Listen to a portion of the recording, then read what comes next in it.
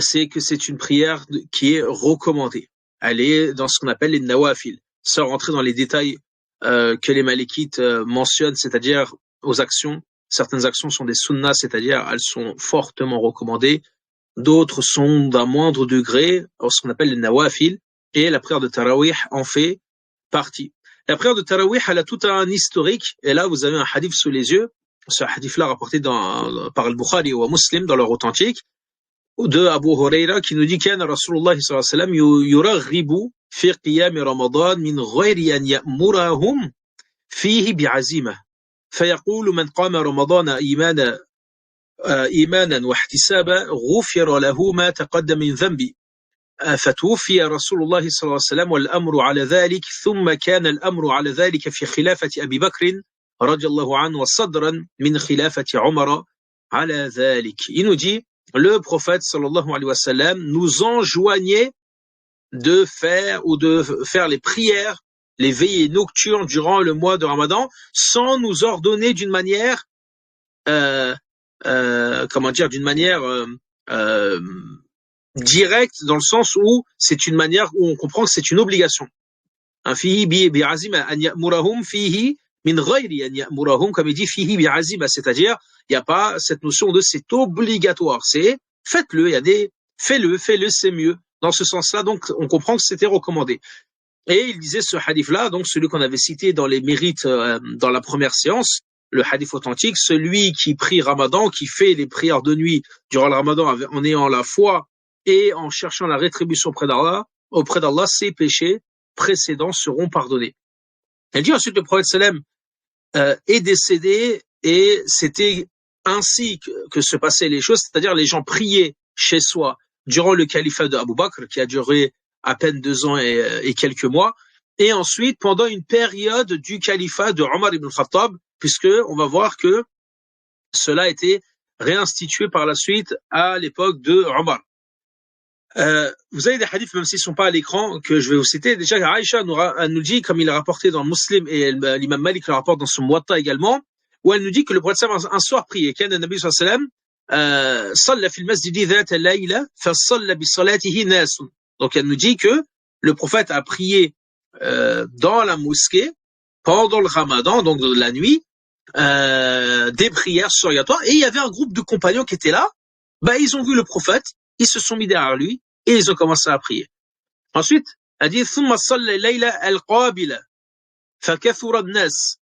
Donc ces gens compagnons-là, même si elle le raconte pas, mais on peut le deviner et l'imaginer, c'est que comme ils ont prié le lendemain, ils se sont fait passer le message. Hier soir, on a prié avec le prophète sallam, et ça, c'est un mérite incroyable.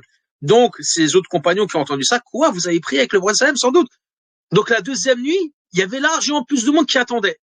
Et ils étaient plus, qui leur a donné la mèche? Sans doute ces compagnons-là, etc. Parce qu'on n'a pas un texte qui montre que c'est le prophète qui les a appelés. Et d'ailleurs, on va voir que c'est pas lui à la suite du ce hadith. Donc il y avait plus de gens, et donc le prophète a prié la deuxième nuit, et il y avait largement plus de gens derrière lui. Ensuite, il va dire, elle dit ensuite, ثم اجتمعوا من الليل الثالثة أو الرابعة فلم يخرج إليهم رسول الله صلى الله عليه وسلم. Ils sont venus la troisième nuit. Le prophète, là, ils étaient largement plus nombreux, donc on imagine la mosquée devait être remplie. Le prophète absent. Ils l'attendent la nuit, il ne sort pas. Quatrième nuit, pareil. Ils attendent le prophète sallam, il ne sort pas.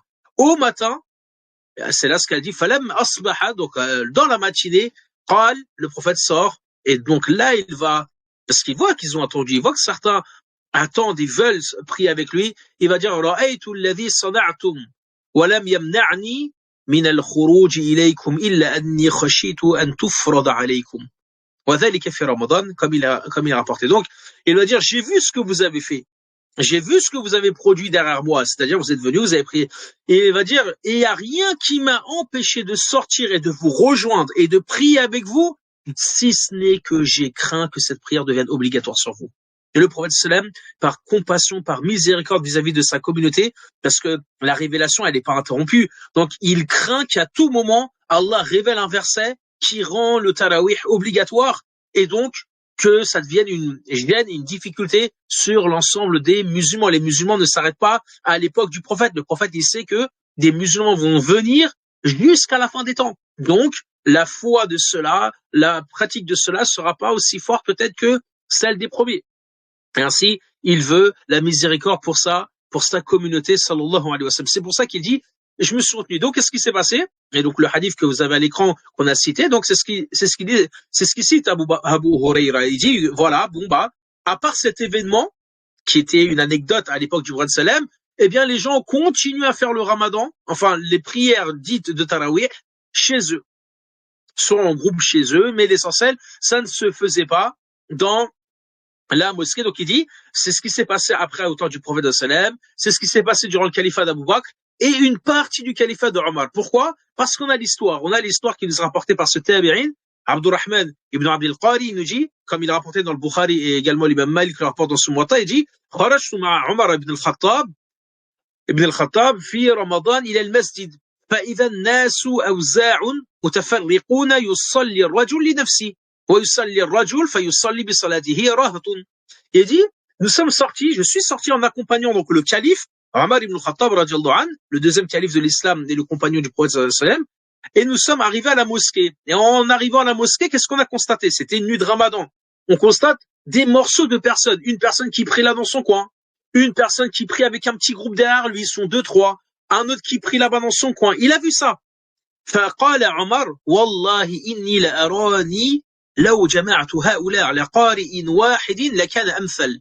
Il dit, Omar, il a l'idée quand il aperçoit ça, parce qu'il connaît ce qui s'est passé durant l'époque du prophète sallam, mais ça avait été délaissé. Mais il les voit, ils sont tous divisés dans le sens où chacun prie dans son coin.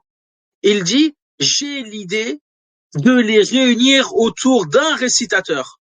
Comme ça, ils sont tous réunis et il y a un imam qui les dirige et il prie. Et donc, c'est ce qu'il va faire, c'est ce qu'il dit, فَجَمَعَهُمْ عَلَى أُبَيْ ibn Ka'b.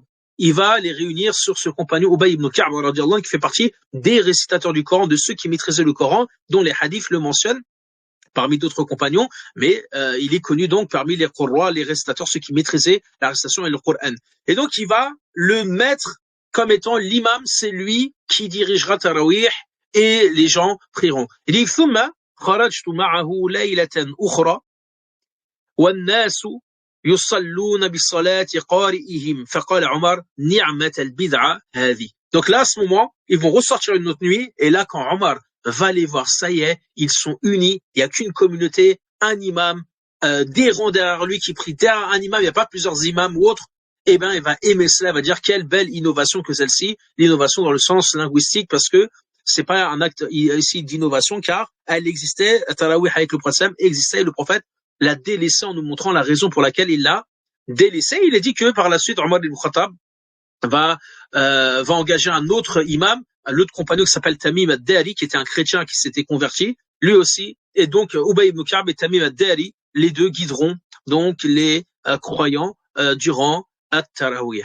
Donc ça, c'est pour l'anecdote et l'histoire de cette prière, si vous voulez. Donc c'est une prière, on l'appelle Tarawih parce qu'il y a la notion de l'istiraha dedans, c'est-à-dire de repos, car on prie 2 unités, ensuite on se repose un peu, on prie 2 unités, on se repose un peu, etc., etc. Très bien. De combien d'unités était cette prière durant, puisqu'elle a été instaurée par la suite, donc elle a été remise en place à partir de Omar ibn Khattab. Donc la question qui se pose, c'est combien d'unités il y avait. La vie dans l'école et la vie retenue dans l'école, c'est 20 unités. Sans le shaf'a et sans le witr. Shaf'a, les 2 unités, et le witr, 3, avec lesquels on conclut les prières de nuit. Donc, c'est 20 unités. Et 20 unités divisées en 2. 2 plus 2 plus 2 plus 2. Même si chez les Hanafites, ils font 4. 4, 4, etc. Mais la vie de la majorité, c'est 2. Et c'est ce que vous retrouvez également, c'est la vie Hanbalite, c'est ce que vous trouvez aujourd'hui. Si vous faites une Umrah durant le Tarawih en Arabie Saoudite, par exemple, à Médine et à la Mecque, vous retrouverez que à Tarawih, c'est 20 unités.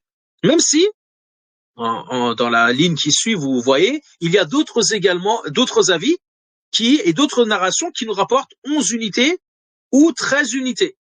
En fonction, parce que les narrations qui nous ont rapporté, quand Omar ibn Khattab a réuni et a mis Ubay ibn Ka'b, il a mis Tamim ad-Dari, radiyallahu anhum, en étant imam, combien d'unités ils ont prié? Nous avons des versions qui rapportent 20 unités, d'autres versions qui en rapportent 11, d'autres versions qui en rapportent 13.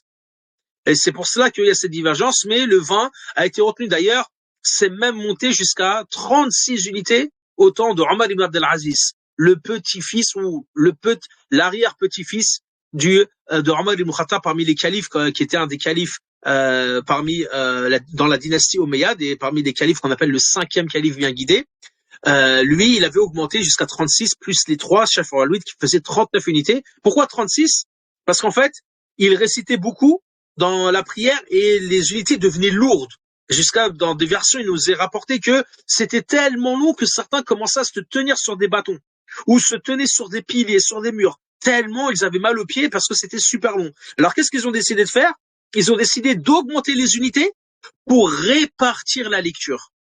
Comme ça, plus il y a d'unités et plus la lecture elle est moins compressée dans une unité, ce qui fait que c'est moins long.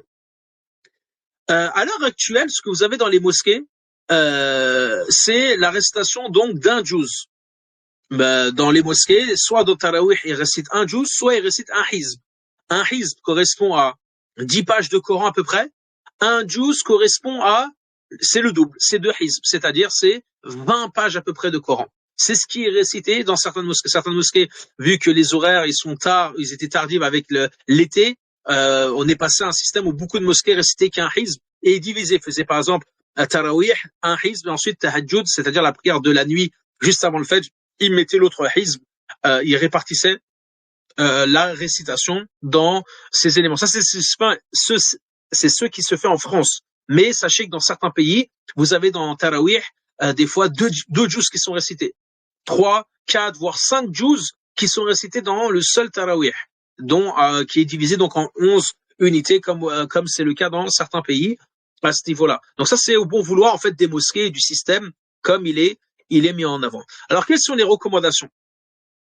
Il est donc recommandé plusieurs éléments. Premièrement, de clôturer le Coran en récitant un juz divisé sur les 20 unités ou sur les 11, ou plutôt sur les 8 unités, puisque là, à l'heure actuelle, ce qui se passe dans nos mosquées, en tout cas la plupart des mosquées, je pense, sauf si quelqu'un a un exemple contraire à ce niveau, mais c'est que vous priez 8 unités, 2, souvent il y a 2 imams qui se répartissent, on va dire, la lecture. Un imam qui commence, il fait 4 unités, donc il fait 2 et 2. Ensuite, il se met en arrière. Et un second imam vient le relayer. Il fait donc 2 et 2, ce qui fait 8. Ensuite, il conclut par quoi? Par shafa et le witr, c'est-à-dire 2 unités dans lesquelles ils vont rester sabbih isma rabbikal a'la, qul ya ayyuhal kafirun, par exemple. Et dans le witr, où ils vont réciter les 3 dernières sourates, ou soit An-Nas ou Al-Ikhlas, l'essentiel. Et ensuite, clôturant, faisant la dua, ce qu'on appelle le qunut, ou non. C'est pas une obligation, ça reste un acte méritoire, mais qui n'est pas dans l'école malikite, qui est dans les autres écoles, même si aujourd'hui il est propagé et il est fait même par des malikites. Là, il y a pas de mal. L'essentiel de dire que c'est ce qui se passe. Donc vous voyez que le juz, les 20 pages sont divisées en vérité à l'heure actuelle dans la plupart de nos mosquées, sont divisées en 8 unités. C'est-à-dire 10 pages techniquement est récité dans peut-être plein de musulmans d'entre vous ne savez pas, vous allez faire tarawih, vous ne connaissez pas la quantité qui est récitée, vous pensez que chaque année ça change. Non, c'est la même quantité, c'est le même ordre et c'est le même élément. Ce qui fait que dans les 4 premières unités, vous avez 10 pages qui viennent d'être récitées par l'imam.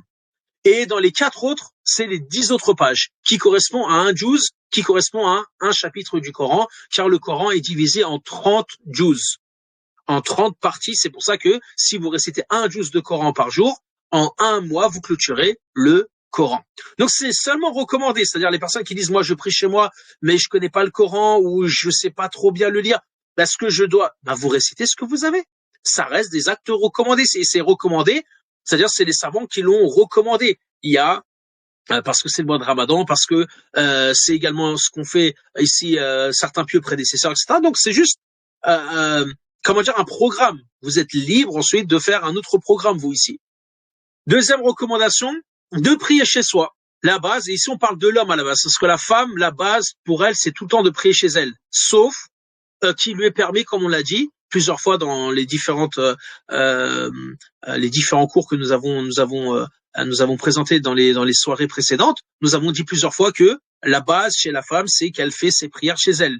Et que d'aller à la mosquée, ça reste une permission, pas une recommandation, pas une obligation, pas une interdiction, ni un acte détestable, mais ça reste une permission. Donc dans le permis, c'est le fait, elle y va de temps en temps, elle peut y aller comme on le voit aujourd'hui, beaucoup de femmes vont le Jumu'ah alors que le Jumu'ah n'est pas une obligation pour elles, mais elle y va pour écouter le discours, etc., pour profiter un peu dans l'ambiance ou autre. Donc il n'y a pas de mal, sauf si il y a d'autres éléments qui rentrent ici et qui nécessiteraient peut-être qu'elle reste chez elle ou autre, comme ça a été le cas par exemple pendant le Covid, quand les mosquées avaient un manque de place parce qu'il fallait garder les distances sanitaires, d'hygiène, etc. Et donc les mosquées ont décidé de demander aux femmes de ne pas venir forcément pour laisser leur place, c'est-à-dire la salle des femmes pour les hommes, etc. Et d'autres circonstances qui sont expliquées dans les livres de fiqh à ce niveau-là.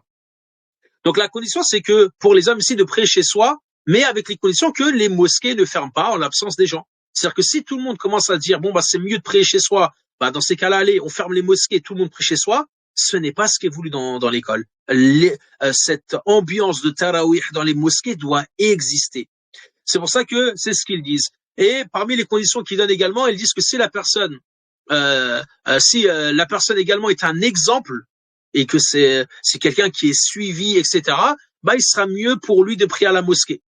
Comme ça, il montre cet exemple-là également et les gens gardent cette sunna et continuent de la revivifier. Par contre, si c'est, j'ai envie de dire, comme nous, quand il y a comme nous sommes nous, des personnes lambda, bah, dans ces cas-là, nous pouvons prier chez nous et il n'y a pas de problème. C'est quoi la preuve de ça? C'est le hadith en vérité général que l'imam Malik rapporte et d'autres où le prophète sallam a dit alaykum bis-salati fi buyutikum fa inna khayra as-salati al-mar'i fi baytihi illa as-salat al-maktuba. Donc il nous dit le prophète sallam priez chez vous et priez dans vos demeures car la meilleure prière qui puisse être pour l'homme, pour la personne, c'est la prière chez soi, sauf la prière obligatoire. La prière obligatoire pour l'homme, il est préférable de l'effectuer à la mosquée en groupe.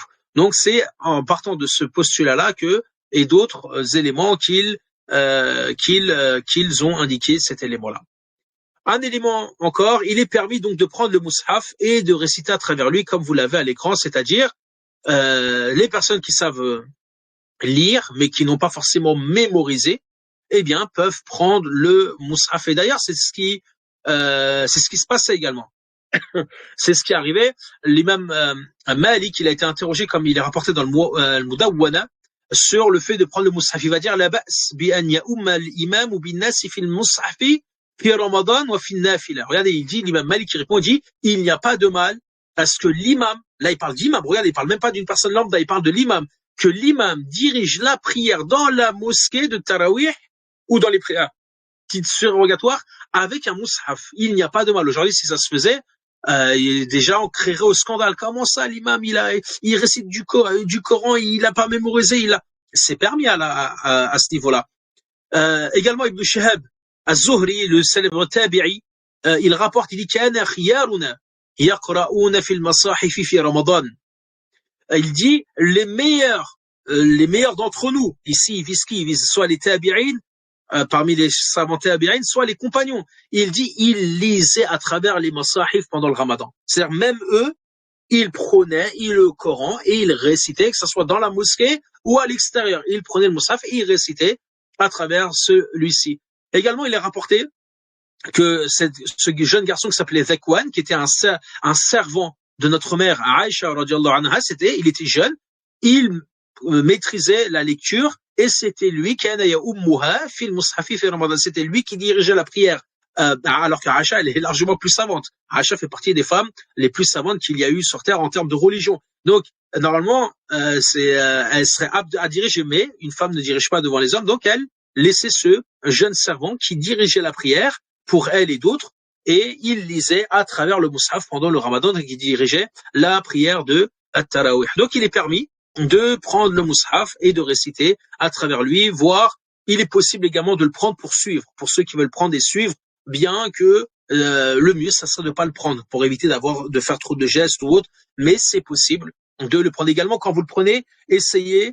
Moi je conseille souvent le côté électronique, sauf si vous avez peur que ça fasse mal aux yeux ou autre, c'est-à-dire sur votre téléphone. Pourquoi? Car le mushaf, pour éviter ensuite quand vous vous prosternez, quand vous allez à l'inclinaison, que vous le posez sur votre genou. Vous voyez, les gens, je les vois, ils ont le mushaf, donc ils gardent avec le marque-page, ils gardent, et comme ils l'ont entre les mains, donc ils vont au recours, ils vont à l'inclinaison et puis ils le gardent au niveau du genou. Après, quand il se prosterne, il le pose au sol. Tout ça, c'est un manque de respect vis-à-vis du mushaf. C'est pas une interdiction, attention, je vous dis pas que c'est haram de faire ça ou autre, mais c'est un manque de respect que l'on donne à cet ouvrage-là. Soit vous mettez une chaise devant vous et vous le posez sur la chaise et vous vous prosternez ou autre, mais c'est pour ça que je dis, pour éviter peut-être cela, utilisez le téléphone, mettez-vous en mode avion, ça évite d'avoir les notifications ou autres qui viendront peut-être vous déranger ou vous perturber durant la prière, pour éviter que vous sortiez de l'état d'esprit de la prière à travers les messages qui sont extérieurs à la prière, et vous suivez à travers le téléphone, et ensuite, une fois que la récitation entre guillemets s'arrête, bah vous pouvez le ranger rapidement dans votre poche ou le poser même au sol, c'est pas un problème, ça reste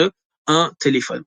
Dernière question, et on conclut sur cela, sur ce sujet-là.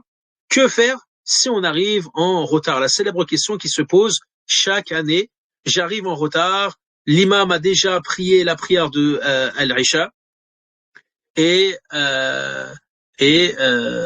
moi je l'ai pas prié. Donc qu'est-ce que je fais? Est-ce que pendant que lui il dirige Tarawih, je rentre en prière avec lui avec l'intention de faire l'Isha, et quand il va faire le Salem, je me lève et je complète le reste de ma prière, ou alors je prie l'Isha de mon côté et ensuite je le rejoins à la prière de Tarawih?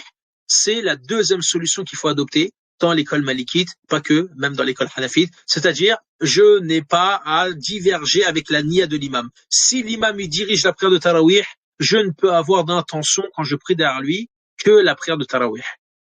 Si je prie derrière lui la prière de l'Isha, ma prière est caduque selon donc nos savants malikites ici. Donc qu'est-ce que je fais? Je prie l'Isha de mon côté. Une fois que je finis, hop, je me lève et je rejoins l'imam là où il en est. Donc soit il commence une nouvelle unité, une nouvelle prière, soit ils sont à une unité, puis je rattrape si je dois avoir un retard de cette prière-là. Donc voilà, en substance, les éléments que l'on pourrait dire de manière condensée sur la prière de At-Tarawih.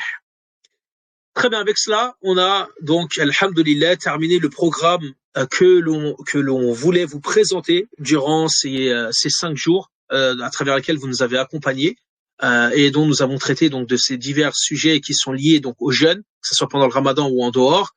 Et c'est pour cela que avec l'arrivée du mois de Ramadan, on est presque à 2 semaines, un tout petit peu 2 semaines et 2 jours, si on peut dire ça, du mois de Ramadan. Et c'est pour ça que nous allons vous proposer un programme, Inch'Allah Ta'ala, pour ce mois de Ramadan à venir, qui sera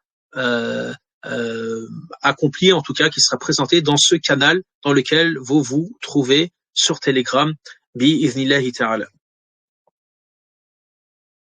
Très bien. Est-ce qu'il y a, avant qu'on commence sur le programme, où on le présente et on prend les questions après? Comment on fait, Ali ou Sherbaï? Je pense que ce serait pertinent de répondre aux questions maintenant et après de présenter le programme. J'ai peur que si on commence à répondre aux questions maintenant, à part s'il y en a pas, alhamdulillah, c'est mieux pour nous et c'est mieux.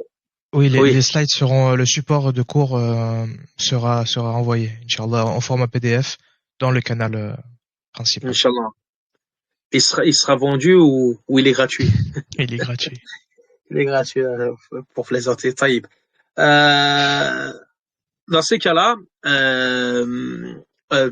tu peux afficher, alors s'il n'y a pas de questions particulières sur ces notions-là. Okay. Hop, attends, je vais. De toute façon, même s'il y a des questions qui arrivent entre-temps, Marlich, on y répondra au fur et à mesure, comme ça, tu affiches le programme et on le présente, bi-idhnillahi ta'ala.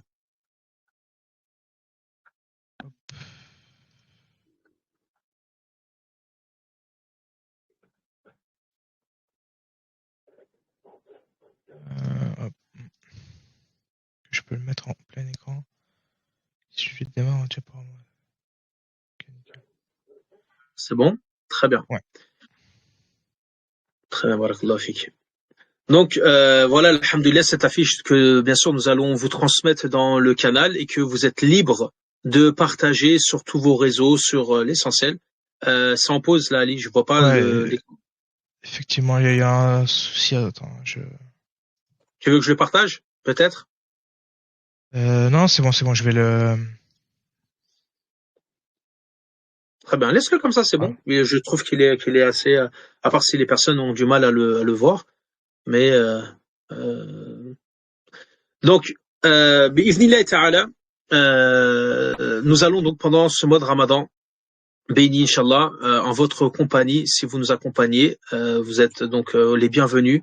Vous présenter ce programme-là. Il y aura un programme qui sera quotidien. C'est un programme quotidien qui vous sera donc qui sera mis en place et transmis dans le groupe. Et il y aura un programme hebdomadaire, celui du dimanche. Donc, en commençant dans l'ordre, ce que vous avez en haut de l'écran. Donc, tous les jours, il y aura deux éléments. Un programme d'invocation.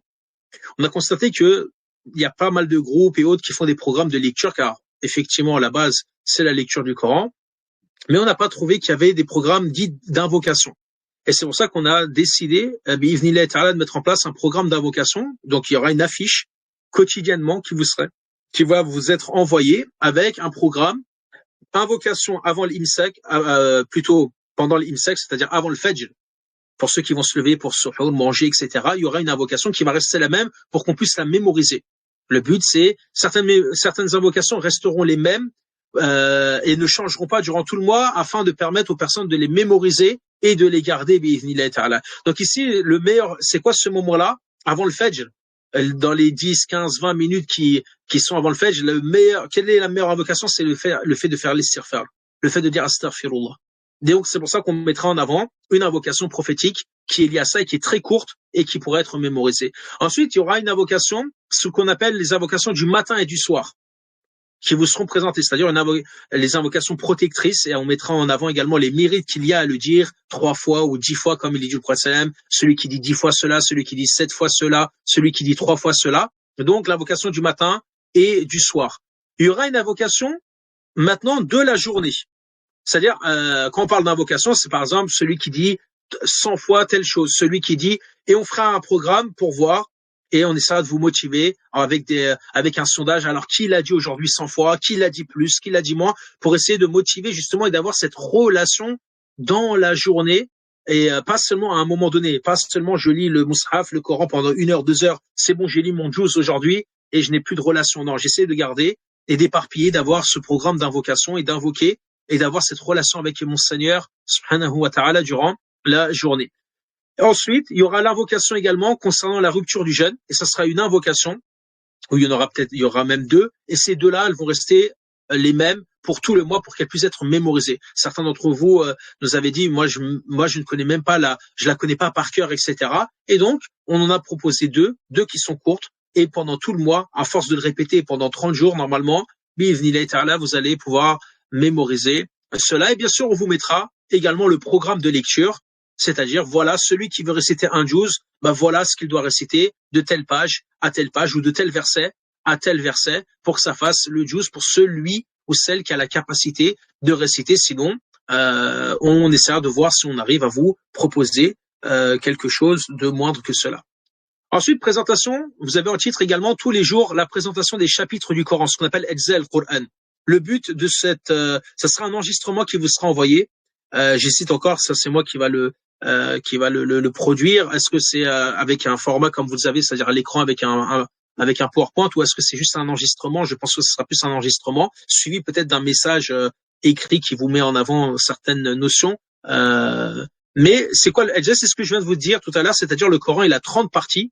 Et souvent, ces parties-là ne sont pas connues. On connaît les sourates, peut-être, mais ces parties-là, on ne sait pas exactement ce qu'elles contiennent. Et donc, ça va être de présenter les différentes thématiques qu'il y a dans ce chapitre-là, et ça sera envoyé dans la matinée pour que vous ayez le temps de l'écouter. On essaiera de pas dépasser les 15-20 minutes. Vous connaissez ceux qui sont avec nous en première année. On essaie de pas dépasser, voilà, ces temps-là pour que vous ayez la possibilité d'écouter et pas, de pas peut-être commencer, pour pas que ça devienne lourd à l'écoute. Et ça sera la présentation des thématiques. Voilà, dans ce juz-là qui va être récité ce soir. Comme ça vous permet de vous concentrer. Ce soir, quand vous allez après au Tarawih, ce soir, alors, c'est bon, il a parlé, il y avait telle thématique, telle thématique, telle thématique, il y a telle chose, il y a tel verset, il y a un endroit où il s'est arrêté, il y a peut-être une méditation à tirer de cette histoire-là ou de cette thématique, et ça vous permettra, bi'idhnillah ta'ala, en tout cas, sur tous les 30 jours, d'avoir à peu près toutes les thématiques que contient le Coran à travers les différents chapitres du Coran. Donc, tous les jours, un chapitre du Coran en avance pour que vous puissiez l'avoir ensuite pour le Tarawih qui va suivre dans la soirée. Les mardis, mercredis et jeudis, Il y aura donc un live. Ça, par contre, ça sera un live, un direct. On va essayer de voir, vous sonder pour voir à peu près à quel temps il serait, vous serez, mais même si la vidéo sera enregistrée, elle sera renvoyée, mais pour voir peut-être là où il y a plus de monde qui serait capable de nous suivre en direct. Sur le livre, il y a un livre qui s'appelle An-Nabiyyu, sallallahu alayhi wa sallam, fi Ramadan, d'un de nos professeurs, et donc on lira ce livre-là, bi'idhnillahi ta'ala, et on commentera. Notre cher, il a décrit les différents ramadans en partant du premier ramadan du prophète sallam et les événements qui se sont passés dans ce ramadan-là. Le troisième ramadan, qu'est-ce qui s'est passé, comment le prophète l'a jeûné, les évolutions qui ont eu, le quatrième, le cinquième, jusqu'au dernier ramadan que le prophète sallam a jeûné. Également, comment il était durant les mois du ramadan. Donc c'est cette présentation-là, de ce livre qui est court, qui fait moins d'une centaine de pages. Le dimanche, vous aurez l'occasion également de suivre avec Cheikh Youssouf, qui est également un de nos enseignants dans l'institut. Donc le livre Les secrets du jeûne, donc en live également donc en direct de Abu Hamid al-Ghazali, rahimahullah ta'ala. Et vous aurez la partie, on va dire, spiritualité, car cet ouvrage, ou cet extrait qui est extrait de Ihya, comme il vous le dira, est bien plus long avec les différentes règles de jurisprudence qu'il évoque, mais qui sont selon l'école Shafi'i, donc qui ne sont pas selon l'école malikite qu'on vous a enseigné. Et vous pourrez suivre donc cela tous les dimanches. En tout cas, il y en aura 4, si je me trompe pas, durant le mois de Ramadan, donc pendant 4 dimanches, avec Cheikh Youssouf sur ce que ces sagesses et ces secrets que l'imam Abu Hamid al-Ghazali va mettre en avant concernant le jeûne bi'idhnillahi ta'ala. Et on verra également, comme il indiquait, des lives et échanges. On verra si on fait des lives, surtout dans les 10 dernières nuits. Il est possible donc qu'on s'accompagne et que on essaie de mettre en pratique le verset. Ils s'entretiennent et ils se motivent mutuellement dans la vérité et ils se motivent mutuellement dans la patience. Et donc ça va être de se motiver durant ce mois de Ramadan pour qu'on se motive les uns et les autres pour nous pousser. Je ne vais pas dire dans les derniers retranchements, c'est pas du sport ou c'est pas militaire, mais dans qu'on augmente notre foi. Et à travers celle-ci, on augmente donc les fruits de cette foi, qui sont donc les œuvres pour notre Seigneur, subhanahu wa ta'ala. Donc cette affiche-là sera accompagnée également d'une petite vidéo, une vidéo affiche que vous allez voir de à peu près 30 secondes. Donc vous pouvez partager les deux, bi'idhnillahi ta'ala, dans vos réseaux ou autres, pour permettre aux personnes de rejoindre. Donc ce canal, c'est dans lequel nous nous trouvons. Il n'y a pas un autre canal à rejoindre, c'est celui-ci. Donc si vous y êtes, vous aurez donc tous ces éléments-là durant le mois de Ramadan. Je n'ai pas, est-ce que j'ai oublié quelque chose, Ali ou Sherbaï, à rajouter? Non, pas pour ma part.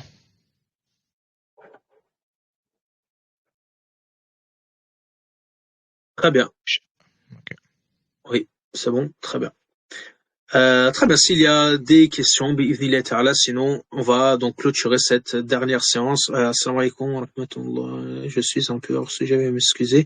Je crois qu'on est la nuit de Micharban. Il semblait avoir vu qu'elle était méritoire dans le madhab. Est-ce le cas où je suis dans l'erreur? Non, vous n'êtes pas dans l'erreur. Elle est méritoire. D'ailleurs, on a fait une khutbah là-dessus aujourd'hui et on l'a transmise dans le canal que vous pouvez écouter. Et elle n'est pas seulement méritoire dans le madhab, elle est méritoire dans les 4 écoles. On a mentionné certains textes de ces 4 écoles-là.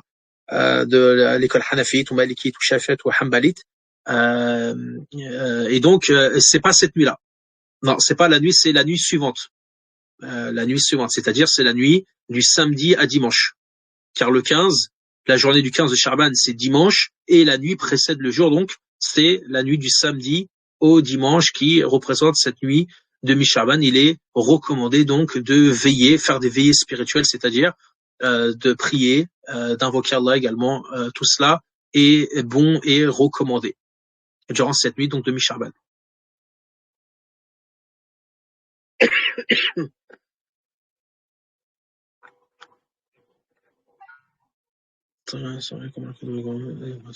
Amin wa iyyakum Jamila, marhaban biki. Très bien. Est-ce qu'il y a d'autres j'ai une question concernant la lecture du Coran durant la prière de Tarawih. Est-il permis de suivre la récitation de l'imam à l'aide d'un mushaf? Oui, je pense que vous êtes arrivé en retard. On l'a mentionné dans la vidéo, enfin dans la présentation donc de la prière de Tarawih. Oui, il est permis de suivre, même si c'est pas le mieux, mais il est permis. il est permis de suivre la récitation donc de l'imam à l'aide d'un mushaf derrière lui durant la prière donc de Tarawih. Et cela, c'est que pour les prières surrogatoires. Sinon, dans les prières obligatoires, il n'est pas permis de prendre le mushaf ni pour l'imam, ni pour ceux qui prient derrière l'imam. Il y a pas, non, c'est pas un manque d'attention, il n'y a pas de souci. FedEx 7, ça me fait sourire. Frère algérien, je suppose. Marhaban bikoum. Il y a pas de souci, d'accord. Vous avez la possibilité donc de voir ces éléments. Donc ça sera durant la nuit donc du samedi au dimanche. C'est la nuit donc de Mi-Sha'ban, comme il le rapportait dans le hadith. Yattali'u Allahu تبارك وتعالى إلى خلقه أو على خلقه فيغفر لخلقه إلا لمشرك أو مشاح, comme il le dit dans le hadith, qui est d'une bonne chaîne de transmission. Le prophète il dit, Allah subhanahu wa ta'ala observe sa création durant la nuit du mi-Sha'ban, c'est-à-dire la nuit du 15 de Sha'ban, et il pardonne, il fait miséricorde à sa création, sauf les polythéistes et ceux qui justement sont des haineux ou qui ont des inimités entre eux ou entre leurs frères ou leurs sœurs, etc. Donc, qu'Allah subhanahu wa ta'ala donc nous permette de nous réconcilier avec nos proches et nous permettre de rester musulmans, de mourir sur cet état-là, subhanahu wa ta'ala. Et qu'il nous fasse miséricorde lorsqu'il nous observera durant cette nuit et qu'il trouve de nous le meilleur à ce moment. Amin, amin wa iyyakum, barakallahu fikum. Très bien, s'il n'y a pas d'autres questions, s'il n'y a rien d'autre à rajouter, Ali ou Sherba, si j'ai pas oublié quelque chose ou autre, on va clôturer, Inch'Allah ta'ala.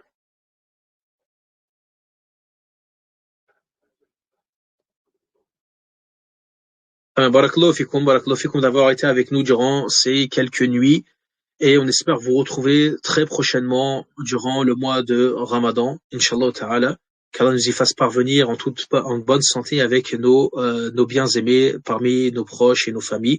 سبحانك اللهم وبحمدك أشهد أن لا إله إلا أنت أستغفرك وأتوب إليك اللهم صل وسلم وبارك على سيدنا محمد وعلى آله وصحبه أجمعين سبحان ربك رب العزة عما يصفون والسلام على المرسلين والحمد لله رب العالمين والله أعلم qu'Allah vous préserve et vous assiste. Wassalamu alaikum wa rahmatullahi ta'ala wa barakatuh.